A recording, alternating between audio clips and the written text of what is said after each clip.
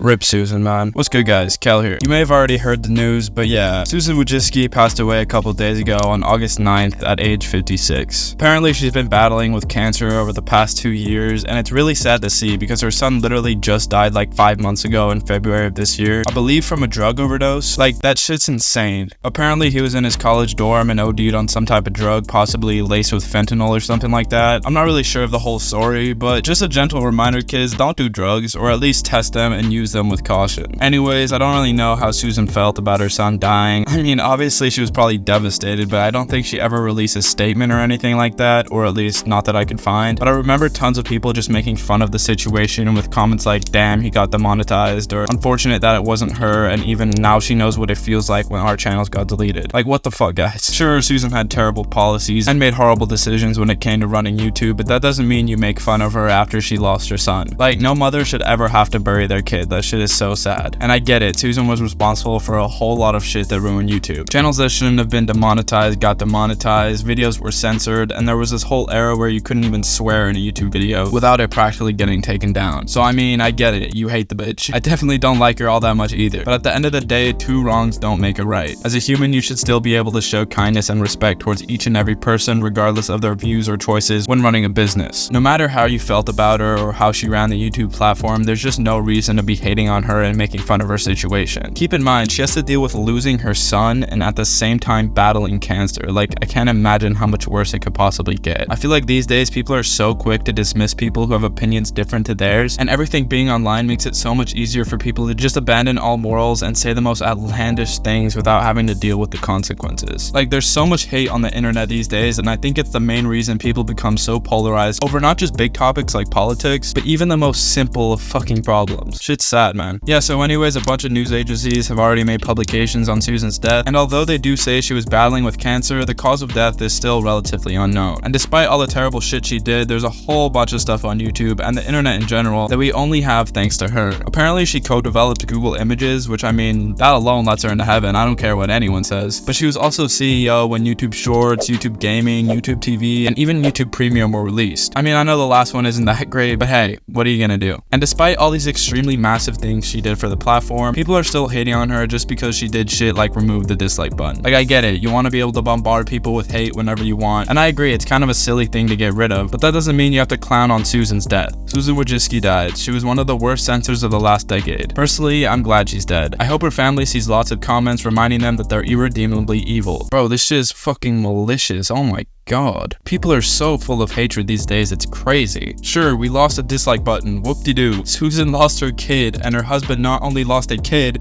but his wife too. Like, imagine how he's feeling in all of this. All I hope is that he's staying off the internet, cause it's really just a shit show right now. And of course, there's a bunch of people that are supporting Susan and, you know, saying nice things about her. See, here we got Omar saying, the older you get, the more you realize how young 56 is. And I definitely agree with this. Like, her son would have still been in college. Fuck, I mean, my own dad is 56 and I can't even imagine him passing away. Like, modern medicine does so much to extend people's lives, so even when people are over half a century old, it still feels weird when they die. I don't know. We also had Phantom tweeting, nah, what the fuck, rest in paradise. And Grande is saying, RIP, she actually tried to communicate and listen to YouTubers, but arrived at an unlucky time when everyone was pulling ads from YouTube and ended up getting way more hate than she deserved. And someone responded to this with, dude, she removed the dislike button and despite huge backlash refused to do anything about it. Stop being a bootlegger and stop denying her horrible job just because she died at a young age. She did a horrible job and deserves to be called out for it. To which Grande said, bro, no need to get so heated about a dislike button. I also disagree with its removal, but dislike bombing videos for the stupidest of reasons had become a widespread thing, which festered mob hate culture on YouTube. So I can also understand the arguments for removing it. And that's sort of what I was touching upon earlier. I personally don't agree with the removal of the dislike button, but literally its sole purpose is to let the creator know that you didn't like the video. When you click it, you're literally taking time out of your day to hate on someone else. And don't get me wrong, sometimes that's a good thing. I personally like looking at the ratios between likes and dislikes on my videos simply because I can see what topics you guys are interested in and what type of videos you want to see. Like, obviously, if one of my videos gets like 50% dislikes and 50% likes, I'm most likely not going to make another video like that again because it's not what you guys want to watch. Anyways, I also want to look at this tweet by Grandmaster Brodo where he said, the amount of history rewriting in the comments is incredible. Susan brought in mass demonetization, a system so broken at first that hundreds of thousands of creators lost their jobs and side hustles. If a Walmart CEO did something like this, they'd be among the most hated. Even today, it regularly makes glaring mistakes, and being being able to speak to a normal human at YouTube is near impossible. She brought in censorship so high to please advertisers that mentioning you were LGBTQ in a video could get it demonetized. The lawsuit against YouTube and Google got thrown out over this only because they had Section 230 protections even when they admitted it was happening by mistake. I remember people begging this woman to help to reverse the mass demonetization, getting ignored for months while she did nothing. Being laughed at over the 2018 rewind for being painfully out of touch that PewDiePie had to redo it. The sheer damage this woman caused to so many should be studied. He kinda ate with that one, goddamn. But yeah, I agree, Susan was a terrible YouTube CEO, and I've definitely noticed a lot of people who hated on her in the past coming out and saying all these nice things about her, like, oh, she was the best, I know she's looking down on all of us, with a fucking angel emoji or whatever, and I think that shit is pretty fucking fake and low-key kinda scummy. Stick up for what you truly think. You can disagree and go against someone's opinions and still respect their life and wish their family well after they die. At the end of the day, Susan may have been a terrible YouTube CEO, but I bet she wasn't a completely terrible person, and I don't think she deserves all the hate she's been getting. Like, she hasn't even been YouTube CEO for over a year, and all the shit she did has already been done. There's nothing we can do to change it, unless of course Neil Mohan comes through for us. Anyways, that's about all for my thoughts on the matter. Let me know what you think about the whole situation in the comments below, and I really appreciate all the support I've been getting. It means so much to me. As always, it's been me, Cal, and I'll catch you in the next one.